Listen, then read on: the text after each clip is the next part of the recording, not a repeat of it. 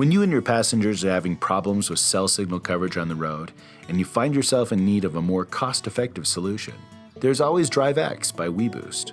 DriveX is our standard multi-user cell signal booster for in-vehicle use.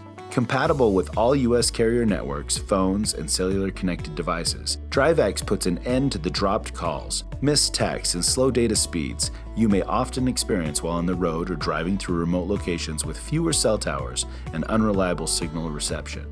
And when it comes to faraway towers, the DriveX is capable of enhancing cell signal at distances up to 33% farther than the Drive Sleek weBoost single-user vehicle booster.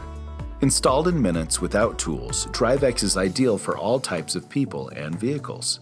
Simply put the mini-mag antenna in place on the rooftop towards the center, but away from existing vehicle antennas or sunroofs. Run the antenna cable through a side door or hatchback. For vehicles with an aluminum body, an adhesive mounting disc is included. Then, connect it to the DriveX booster. Connect the inside antenna to the booster. Finally, connect the power supply to the booster and power it up.